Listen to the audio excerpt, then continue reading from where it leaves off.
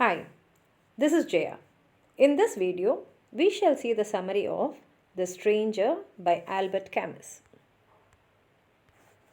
Albert Camus was born in Algeria in 1913.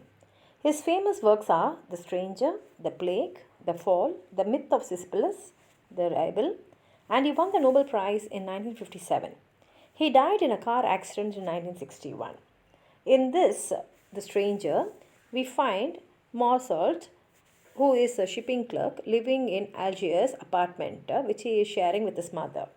Later, he sends her to an old people's home, and actually, even after sending her, he does not show any interest in visiting her regularly. The novel opens when he receives a telegram saying that his mother has died. We do not find him getting upset over it.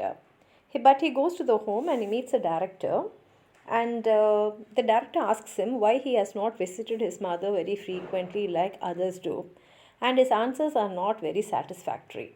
In fact, the director even abuses him, saying why did he send him to the home, and he says that he was under the impression that his mother would be happier at the home than she would have been in Algiers, and it was only for his mother's sake he sent her there. And then the director tells him that arrangements are made for a religious funeral because that was his mother's wish.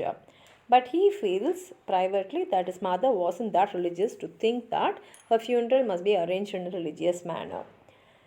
Mersault then he goes to the mortuary, and the caretaker is surprised because he declines to see even his mother's dead body.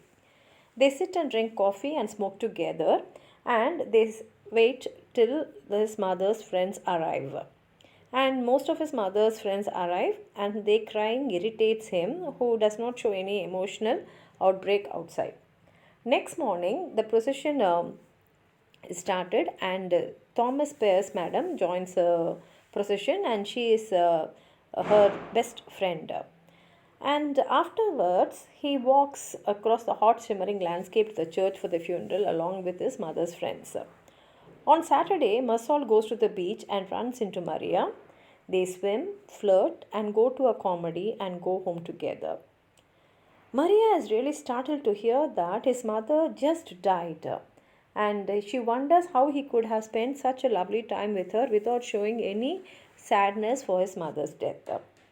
On Monday, Mersault's neighbor Raymond invites him to dinner, and as they are having the dinner, he expresses revenge, his plan for revenge on his mistress. He goes on to the extent of making Mersault to write a letter luring her back to shame.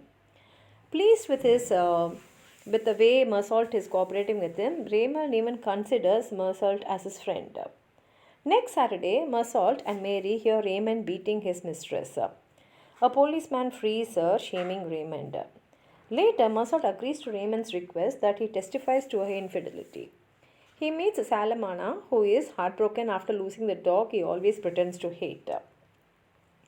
At work, Mersault declines a transfer to Paris, saying that it mattered nothing to him. When Marie asks if he wants to marry her, he says that it will not have any difference in the relationship, but he will marry her if she wants. On Sunday, Mersault and Raymond go to Mason's bungalow. Raymond worries he is being followed by the Arab, who is his mistress' brother. At the beach, Mersault and Mary are happy, and Mersault, Mason, and Raymond walk on the beach, running into the Arab and his friends. Raymond starts a fight but surrenders when cut by the Arab. Furious, Raymond insists on returning to the beach. Mersault follows him. They meet the Arabs, but Mersault has Raymond give him his gun. The Arabs retreat on seeing the gun. Dizzy with heat, Mersault wanders alone. Mersault shoots a man. Then he is sent to the prison. In the prison, the examining magistrate attempts unsuccessfully to Christianize Mersault. Maria visits once but is barred from visiting again. Mersault acclimates to the prison and spends his day remembering his apartment. A year passes in the same manner. The trial is blown up by the press and the courtroom is packed.